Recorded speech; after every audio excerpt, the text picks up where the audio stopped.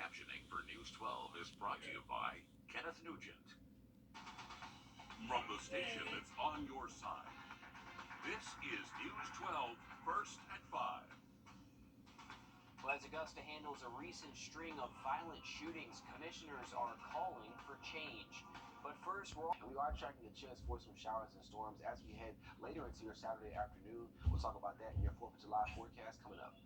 Thanks, Mikkel. 2 Augusta commissioners are sharing their frustration over recent shootings in their districts. They are demanding more security be put in place and something be done about violence in the community.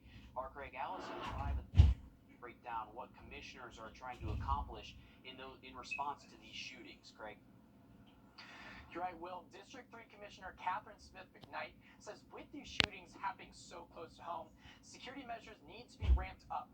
These 2 shootings happened right off of Brightsboro Road, one just yesterday morning at the Landings, which used to be Fox Den Apartments, another 2 weeks ago down the road at Captain D's. She's already been receiving calls from neighbors saying everyone is looking over their shoulders and worrying about kids being outside.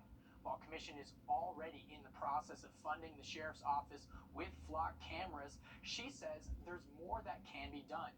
She spoke to a manager at the Landings about what changes she wants to see. Said that he would make sure quickly that he had security here around the clock 24/7, which I need to call and talk to Richmond County Sheriff's Office about it.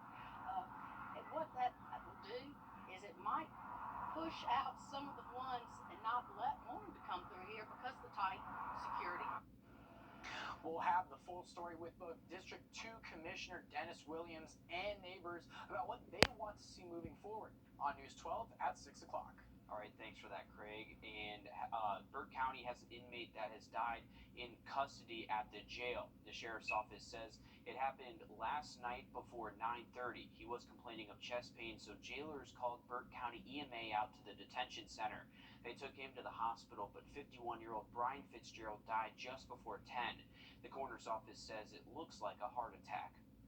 Aiken Public Safety is asking for your help finding the person responsible for a deadly hit and run. Deputies say it happened off of Lawrence Street near Pruitt Health in Aiken. Investigators are looking for a side-by-side ATV. If you have any information, you can call Aiken Public Safety. Now, North Augusta Public Safety is working to investigate a robbery at a Waffle House off of Georgia Avenue. Deputies who talked to witnesses say a man entered the building wearing a ski mask and threatened employees with a handgun. They say after the robber took the money, they drove off in a silver sedan. If you have any information, call North Augusta Public Safety. Speaking of crime, a manhunt is underway to find a suspect in a deadly shooting in Aiken County that killed 3 teenagers over the weekend. Deputies are searching for 20-year-old Alvin Artis. He is considered armed and dangerous. Another suspect in this case, a 15-year-old, turned himself in yesterday. If you have any information about Artis, contact the Aiken County Sheriff's Office. Your tip could earn a cash reward of up to $1,000. Today, President Joe Biden met with a group of Democratic governors about the future of abortion rights. It comes a day after the president slammed the Supreme Court's decision to overturn Roe v. Wade. So far, he has announced his support for a change in Senate rules, specifically the filibuster.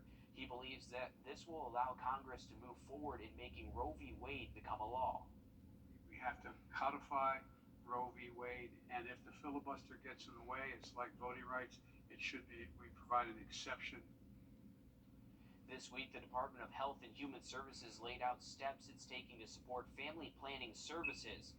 This includes millions of dollars in new grants for provider training and advice for protecting patient privacy. There are several new laws going into effect today for the state of Georgia. Some of the big ones are banning teaching critical race theory in schools, the Parents' Bill of Rights, which means parents can have more of the say in what their kids learn, like opting out of sex education, and a ban on vaccine mandates at state and local levels of government. The full list is on our website, wrdw.com. Emergency SNAP benefits for South Carolina are being extended. According to the USDA officials, it will last through the end of July. Data shows more than 300,000 households have been receiving the emergency benefits.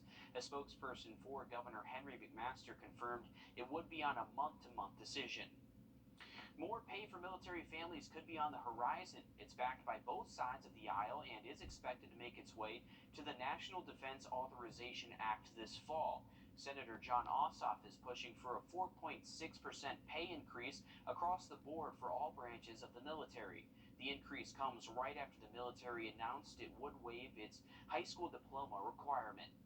Right now, military families are struggling with high costs. I'm hearing consistently from our service members that they're having a tough time making ends meet. Raising military pay will both enhance and improve quality of life for service members and military families. Coming up on News 12 at 6 o'clock, we speak to active military families who explain why an increase in pay is long overdue. As we head out this weekend, here are some July 4th events. If you like baseball and fireworks, we're combining the two here. The Augusta Green Jackets will be holding fireworks shows at SRP Park tomorrow and Sunday. Tomorrow is also the Friends of Clarks Hill Lake fireworks show. That's at the Raysville Marina in Thompson starting at 9. Or you can catch the Freedom Blast celebration at the Thompson-McDuffie Government Center. There will be food, fireworks, and games. Also happening tomorrow, the city of Aiken is holding an out-of-school and into the pool event. This is from 11 to 1 at the Smith Hazel Pool. There will be games, music, and drawing for free pool passes. It's all a part of the city's celebration of National Parks and Recreation Month. Well, creativity and Lego coming together to show off our city. We take a look at the impressive artwork coming up next. Mikkel? And radar continues to be on the active side for this evening. We are tracking the chance for showers and storms through tonight, and then again for tomorrow, Sunday, and maybe even the 4th of July. Your forecast coming up next. As we head towards next week, we keep a chance for those rain and storms, and also temperatures in the 90s each day next week. Thanks, Mikkel. Whether you're 5 or 50, we all love Lego, and competitors got to work to have some fun and show off 5 Augusta landmarks. Our Will Volk shows us the artwork and how you can get involved. Joester White and her son are here for the Lego. Be fascinated by buildings and stuff good out of Lego. Families like theirs are building the foundation of a community project. You keep adding to it, so by the end of this, we'll have villages on on all these tables. The Augusta Museum of History's executive director says they wanted to get the community involved in their newest exhibit. That's why they set up these tables for anyone to come by and add on. It's all part of the Great Building Showdown. You have to stay to scale, and these are brilliant. All these are brilliant that are out here. Competitors recreated 5 Augusta landmarks using Legos. This recreation of Sacred Heart won.